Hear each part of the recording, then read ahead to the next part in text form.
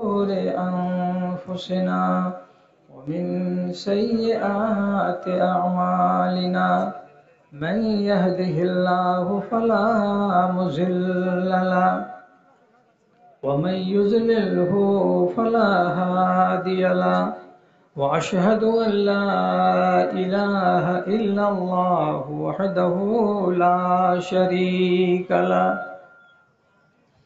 وأشهد أن محمدا عبده ورسوله أما بعد أعوذ بالله من الشيطان الرجيم بسم الله الرحمن الرحيم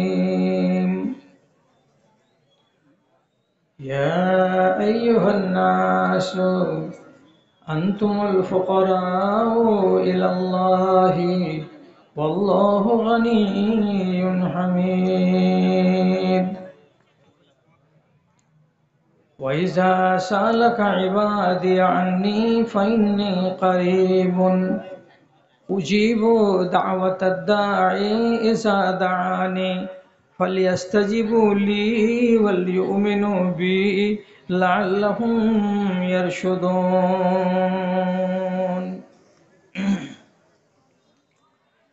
কামনার ওই পিছন ছুটে জীবন তোমার শেষ হলো এ দেশ ছেড়ে সে দেশ যেতে কি নিয়েছো তাই বলো কি নিয়েছো তাই বলো ধর্ম ভেঙে মর্ম পীড়ায় ভুগবে তুমি মনে রেখো আসছে মরণ করতে সাবার পিছন ফিরে ওই দেখো পিছন ফিরে ওই দেখো শখের বাজার সামটি এনে দিন ফুরায় রাত এলো এ দেশ ছেড়ে সে দেশ যেতে কি নিয়েছো তাই বলো কি নিয়েছো তাই বলো আরাধনা খোদার ছেড়ে হলে তুমি দিশে হারা গন্ড বোকা ভাগ্য হারা পাও না খুঁজে কাজের ধারা একবার সুখ নিদিরার পরশ ভুলে কান্না কাটির রোল তোলো এ দেশ ছেড়ে সে দেশে যেতে কি নিয়েছো তাই বলো কি নিয়েছো তাই বলো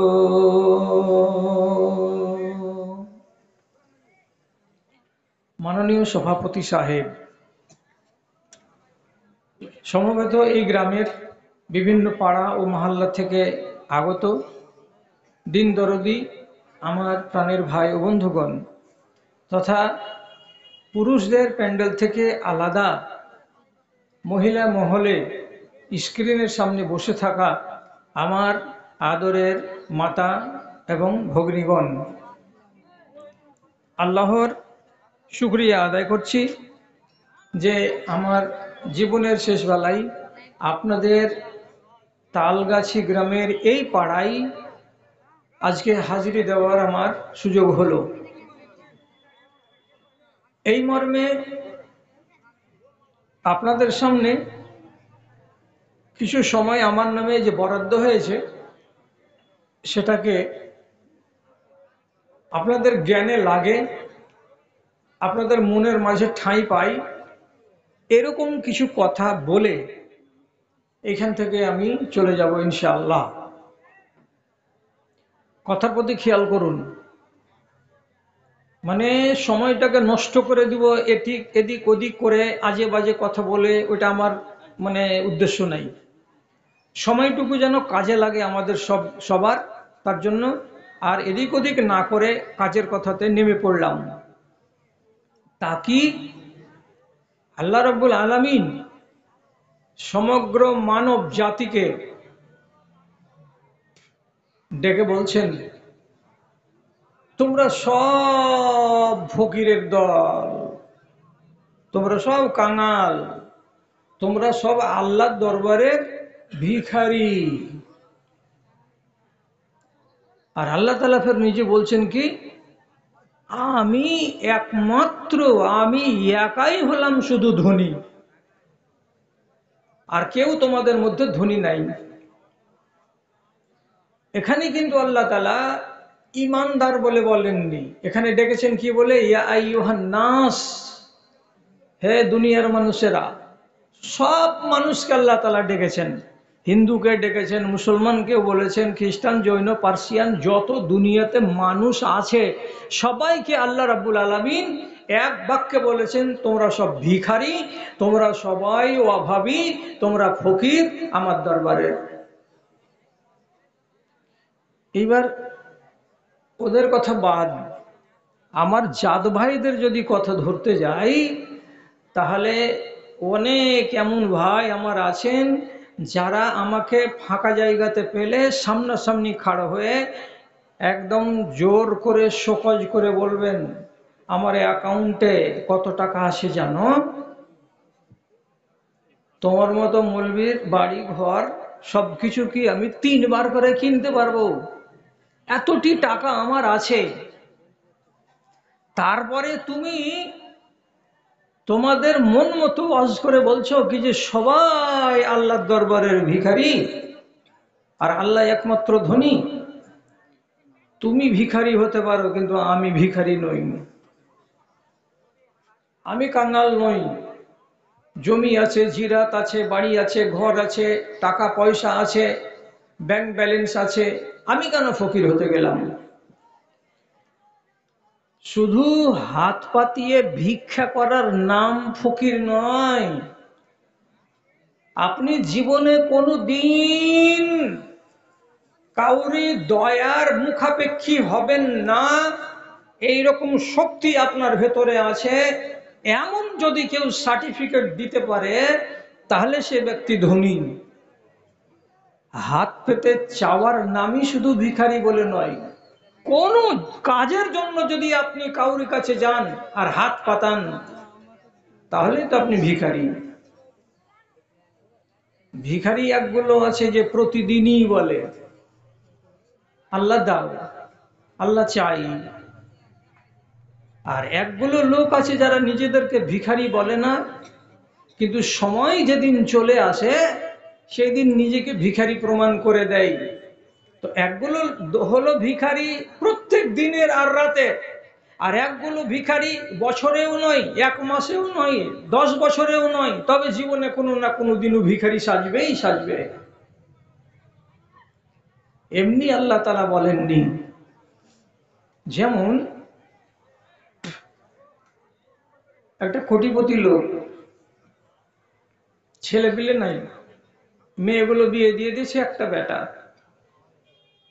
একটাই পুঁজি। সে ছেলেটা হাট্টা কাট্টা নওজওয়ান, 18 বছর বয়স হয়েছে।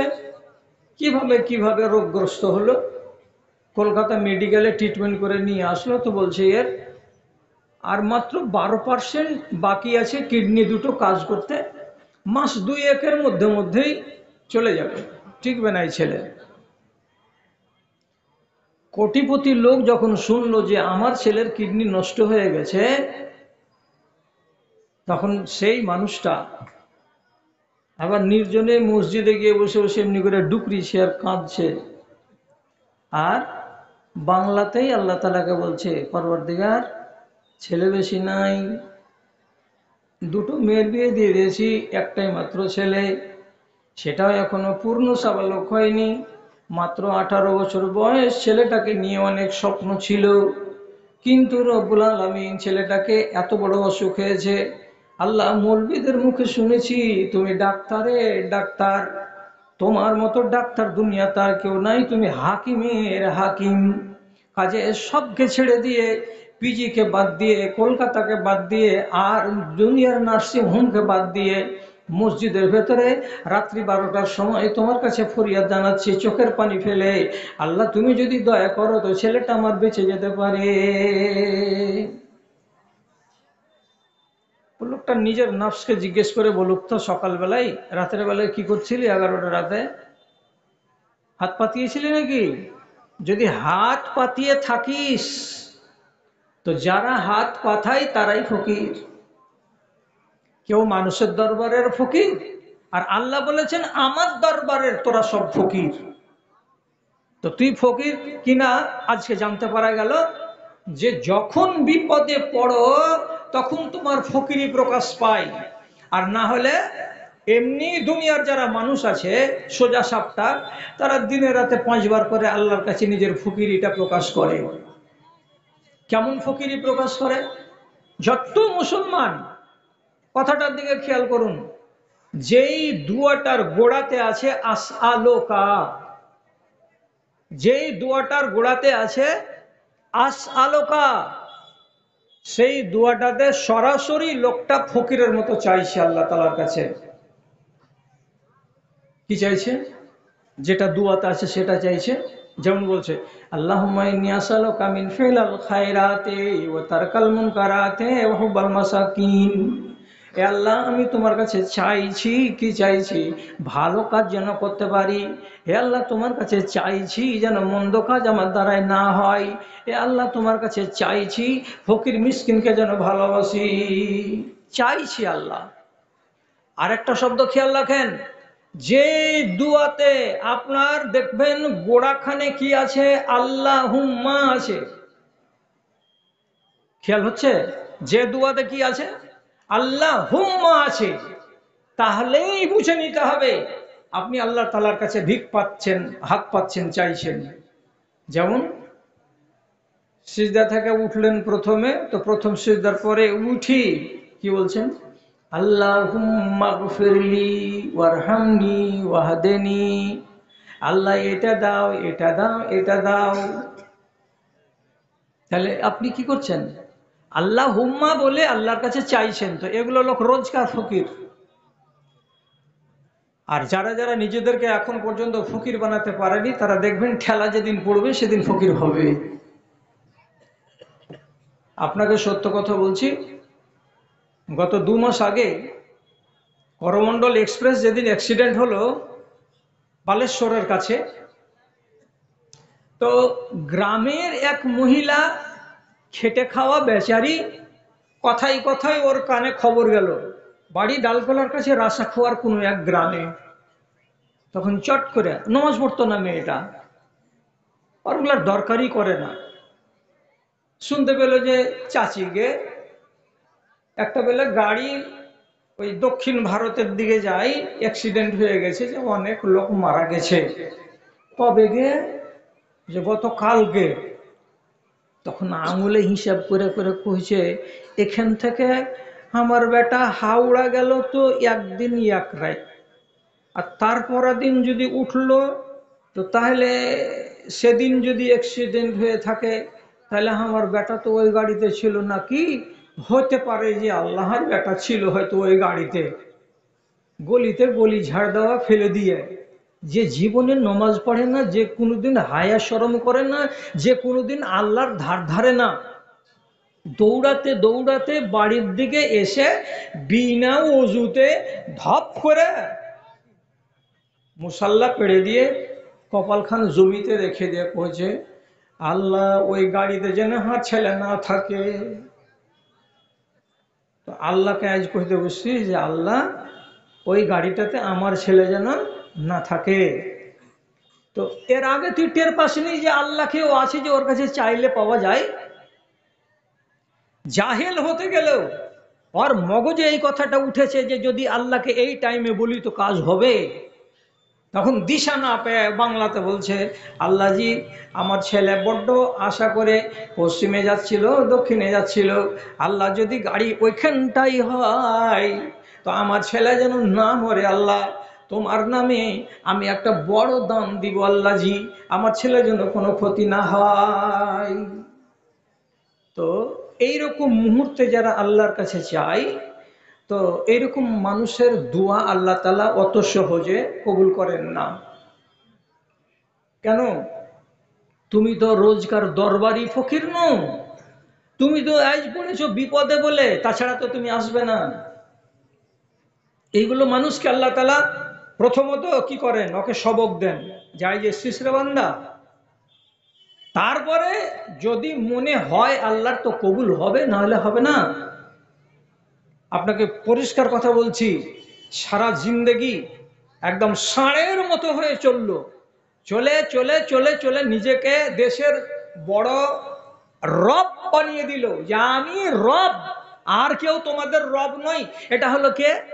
এটা হলো ফেরাউনের বাদশাহ, যার লাশ এখন পর্যন্ত নীল নদীতে খায়নি, বাইরে ফেলে দিয়েছিল, মিউজিয়াম ঘরে রাখা আছে এই ফেরাউন। তো যখন ডুবতে যাচ্ছে, যখন দেখলো যে নীল নদীতে আর রেহাই নাই, এখন চুপুর চুপুর চুপুর চুপুর করছে, তখন ওই টাইমে বলছে যদি ওকে না ডাকবো তার কাকে ডাকবো? তখন ওই অবস্থাতে বলছে আমানতু বিল্লাজি আমানাত বিহি বানু ইসরাইল, আমি ওই আল্লাহর উপরে ঈমান আনছি যেই আল্লাহর উপরে বানি ইসরাইল সম্প্রদায়েরা ঈমান এনেছে। কাজে আর গতি নাই, আর কোনো উপায় নাই, আল্লাহ তোমাকে আল্লাহ বলতেই হলো। আমি কিন্তু আজকে নিজের দাবিটা ছেড়ে দিলাম, আমি আল্লাহ নই, তুমি হলে আল্লাহ। কাজে আমি তোমার উপরে ঈমান এনেছি, আমাকে রক্ষা করে দাও। তো মরণের ঘড়ঘড়ি আসার টাইমে কি আর কবুল হয়? ওকে একদম সামটে দেওয়া হলো, ডুব, ডুবিয়া। এবার তালগাছি গ্রাম আর আমার বিশনপুর গ্রাম, এগুলো মানুষ তো মোটামাটি এক। এ গ্রামে ফেরেস্তা বাস করে না, তো আমার গ্রামে ফেরেস্তা বাস করে না। আমার গ্রামে যেমন মদখোর, চোর, ছাঁচড়, লম্পট সব রকমই আছে, তেমনি এই গ্রামেও আছে। নমাজও পড়ে, নমাজও ছাড়ে, আবার চুরিও করে, চুরি নাও করে, আবার হারামিও খায়, আবার হালালও খায়। এই যে মিক্সচার মুসলমান যারা আছে, তাদের ভেতরে একগালা লোক বলে কি, মৌলবীদের কত ওয়াজ শুনলাম, আর কোনো যদি প্রয়োজন পড়লো একবার, তো আল্লাহ তালাকে যদি ডাকলাম, তো আল্লাহ তালা আমার কথা শুনলেন না। ডেকেছিলাম আল্লাহকে, তো আল্লাহ কথা শুনেনি। তো কথাটা হলো এই, ডাকতে গেলে একটা ঢং থাকা চাই, বিনা ঢঙে ডাকতে গেলে লাভ হবে না। তো আল্লাহ তাআলা কোরআনে শিখিয়ে দিয়েছেন, যদি আমাকে ডাকো আর আমার কাছে যদি পেতে চাও, তাহলে আমি তোমাকে শিখাচ্ছি কি। আল্লাহ বলছেন উজিবু দাওয়াতাদ দাঈ ইযা দাআনি ফালিয়াস্তাজিবু লি ওয়া লিউমিনু বি লাআল্লাহুম ইয়ারশুদুন। আমাকে ডাকার আগে আর আমার কাছ থেকে কিছু পাওয়ার আগে তোমাকে দুটো জিনিস তোমার মনের ভেতরে শক্ত করে তৈরি করতে হবে, জাগ্রত করে দিতে হবে। দুটো জিনিস যদি তৈরি হয় তাহলে ডাকবে, আর ডেকে ফল পাওয়া যাবে।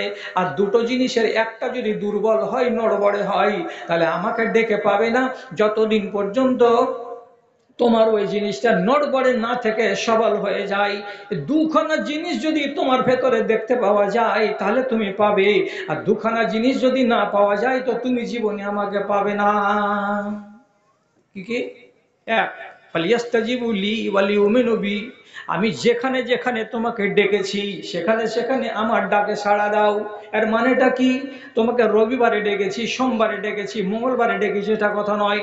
কোরআন মাজিদের ভেতরে আমি আওয়াজ দিয়েছি, যেখানে যেখানে তোমাকে, যেই জায়গাতে আমি বারণ করেছি আগাবে না, পা বাড়াবে না, ওখানে থেমে যেতে হবে। আর যেখানে যেখানে তোমাকে ডেকেছি সেখানে তোমায় আগিয়ে আসতে হবে। এটা যদি করতে পারো, এক, আর তারপরে আমাকে একমাত্র দাতা হিসাবে মানতে হবে। দুনিয়ার কোনো মানুষ আমার মতো দিতে পারবে না, কোনো আউলিয়া, কোনো পীর, কোনো খাজা বাবা, আর কেউ তোমাকে দিতে পারবে না। এদের সবাইকে বাদ দিয়ে একমাত্র আমাকে যদি ভরসা করো আর আমার উপরে যদি ঈমান রাখো, তাহলে তোমাকে দেওয়া যাবে, তাছাড়া দেওয়া যাবে না। এখন দোয়া করছেন আর চাইছেন আল্লাহ তাআলার কাছে, কিন্তু খাইনি খাওয়া ছাড়তে পারেননি, তাহলে এত কবুল হবে? আমি বলছি না, আল্লাহর কোরআন বলছে দুটো জিনিস শক্ত যতক্ষণ না হবে ততক্ষণ পাওয়া যাবে না আমার কাছে চেয়ে। কেন? কোরআনে আল্লাহ তাআলা সূরা বাকারায় বলছেন নেশা ছেড়ে দিতে হবে। নেশা ছেড়েছেন কি? ছাড়েননি। ডাকেন, কবুল হবে? গ্যারান্টি নাই। সুদ হারাম, সুদ খেতে হবে না, সুদের সঙ্গে এখনো জড়িয়ে আছেন আর বিপদে পড়ে গেছেন, আর এমনি করে আল্লাহ তাআলার কাছে দোয়া করছেন, এই দোয়াটা কবুল হবে? গ্যারান্টি নাই। হতেও পারে, আর গ্যারান্টি এটারও নাই যে হবেই হবে, হতে পারে আর না হয় নাও হতে পারে। আপনি কি, আপনার ইমান কয় আনার? নবী ইউনুস বলছে একটা নাবির ইমানের কথা বলছি। রাগ করে পালিয়ে যাচ্ছিল দেশ ছেড়ে দিয়ে, কওমের উপরে রাগ করে। নৌকাতে উঠল, নৌকা ডুবতে লাগলো। নৌকার মালিক পরিষ্কার ভাষা বললে, কে আছো? নিজের মালিককে না বলে নৌকায় চড়েছো, নৌকা ডুবে যাচ্ছে, জলদি নেমে যাও, নাহলে আমার 50 জন লোক মারা যাবে, ডুবে যাবে তোমার কারণে। নবী ইউনুস বলছেন, আমি আমার রবকে না বলে বেরিয়ে গেছি। বলছে নামো। তো নদীতে, সমুদ্রে নেমে যাবে যে নিজের জানটা দিবে নাকি? একবার আগে একবার পাশে, এই ডুববো পড়বো নামবো পড়বো, এইরকম দ্বিধা করছে। এরা ওকে জোর করে নৌকা থেকে ফেলে দিল দাজলা নদীতে, বিশাল নদী। আর যেমনি নদীতে ফেলে দেওয়া, একদম সহিহ হাদিসে লেখা আছে, ফালতাকামাহুল হুত, বিশাল বড় একটা মাছ ওকে গিলে নিল। তো গিলে নিল কেন বলা হলো? এমন করে গিলল যে তাকে চাবাতে হলো না। কেন চাবাতে হলো না? বড় জিনিস যদি হয় তাহলে তাকে চাবাতে হয়। তো মাছটা কত বড় ছিল যে তার মুখের ভেতরে যখন নবী ইউনুস চলে গেলেন, তখন মনে হচ্ছে একটা পোকা আমার মুখে পড়েছে, চাবাতে হলো না, গিলে নিল, পেটের ভেতরে চলে গেল। কত বড় মাছ ছিল! এসব কথা বলার টাইম নাই। কলকাতার মিউজিয়াম যারা দেখেছো তারাকে বলছি, কলকাতার মিউজিয়াম ঘরের গেটে একটা মাছের গালফার হাড়খানাকে খাড়ো করে রাখা আছে মিউজিয়াম ঘরে, আজও আছে। ডান দিকের মোটা এই জাবড়ার হাড়, আর বাম দিকের মোটা এই কল্লার হাড় খাড়ো করে রাখা আছে এমনি করে গেটে। মাছটা ধরা পড়েছিল অস্ট্রেলিয়া মহাদেশের আমহাস দ্বীপে। সে মাছটাকে কলকাতাতে নিয়ে এসে সব ক্ষয় হয়ে গেছে, খালি এই কল্লার হাড় দুখানা আছে। আপনি আর আপনার আব্বাকে যদি ঘাড়ে চড়িয়ে এলেন আর নেওয়ার পরে যদি ওর নিচে দিয়ে আপনি গত হতে যান, তবুও হাত পাওয়া যাবে না ওর মাথায়। তো যেই মাছের কল্লার হাড় এত বড়, তো সে মাছটা ছিল কত বড়! এরকম মাছ যদি আমার মতো একটা লোককে গিলে, কিন্তু পুঁটি, নবী ইউনুসকে গিলেই নিল, পেটে চলে গেল। হাদিস বলছে 3 অন্ধকার, পানির অন্ধকার, রাতের অন্ধকার, আর মাছের পেটের অন্ধকার। 3 রকমের অন্ধকারে যখন নবী ইউনুস আলাইহিস সালাতু ওয়াস সালাম পড়ে গেলেন, তখন মনের ভেতরে নবী হতে গেলেও একটা সন্দেহ তৈরি হয়ে গেল। কি বলে? আন লান নাকদির আলাইহি, কোরআন বলছে। আর মনে ধারণা হয়ে গেল, কি বলে? নদীতে যদি সাঁতার দিতাম, মাছের সাথে যদি লড়ালড়ি হতো, তাহলে আল্লাহ বাঁচিয়ে নিতেন। আর যদি মাছ আমাকে খেয়ে নিল, মাছ খেয়ে নেওয়ার পরে ওপরে তো ভেসে বেড়াই না, এ তো নিচে বসে গেল মাটির তলায়, তাহলে এখানে রাত হবে, এখানেই আমার দিন হবে, মাছের পেটে থাকতে হবে। তাহলে 3 অন্ধকারে আমি কেমন করি আর বাঁচবো?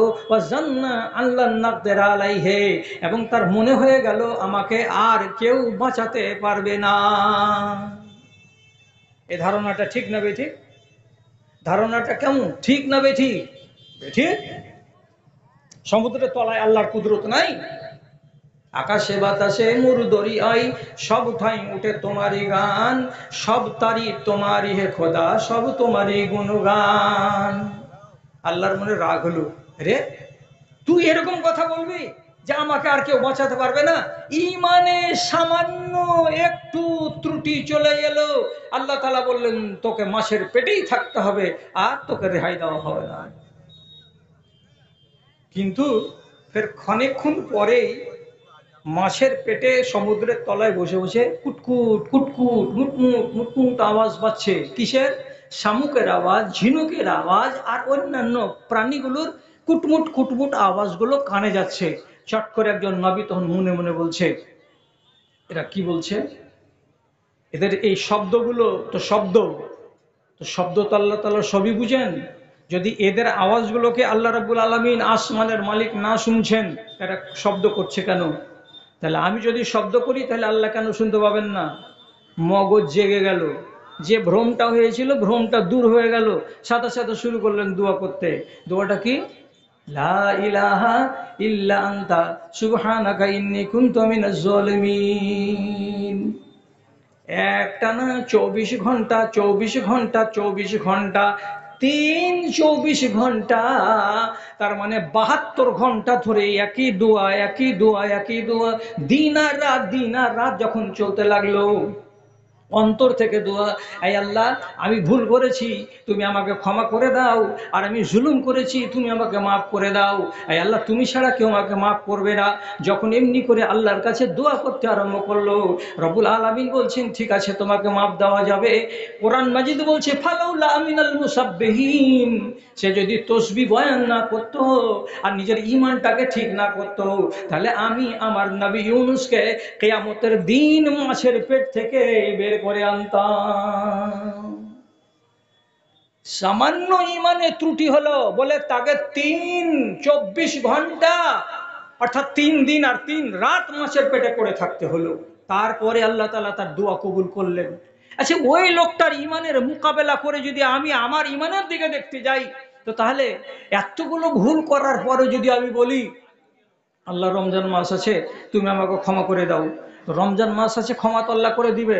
ব্যাংকের সুদ থেকে নিজেকে মুক্ত করে নিয়েছেন তো, বলছে না আর সুদ খাবো না, জীবন আর যাবো না।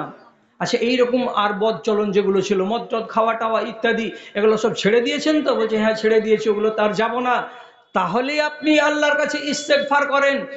আগে ইস্তেগফার করতে হবে, দিয়ে নিজের পাপটাকে মার্জনা করাতে হবে, তারপরে নিজের আরজি জানাতে হবে এইটা আমাকে দাও। আর পাপের বোঝা লেগে আছে আর যাই বলছেন মুলি সাহেব ওয়াজ শুনেছি আল্লাহ তুমি এটা করে দাও আমাকে, আগে গুনাহ মাফ হবে না? গুনাহ আগে মাফ করাতে হবে, আর তারপরে তখন কি হবে, আপনার আপনার আরজিটা শোনা হবে।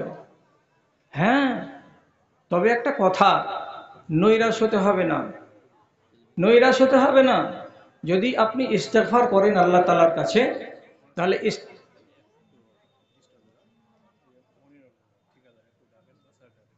ঠিকাদার এটা কোথাকার উনি কতটি দিয়েছেন? মনিরুল ঠিকাদার?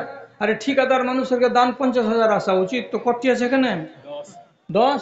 হ্যাঁ, এটা ঠিক হয়নি। ওনাকে যা বলেন বুঝে সুঝে যে কমসে কম আপনি আপনার ইজ্জতের সাথে খাপ খাইয়ে দানটা করেন, এটা যেন 25,000 কমসে কম হয়।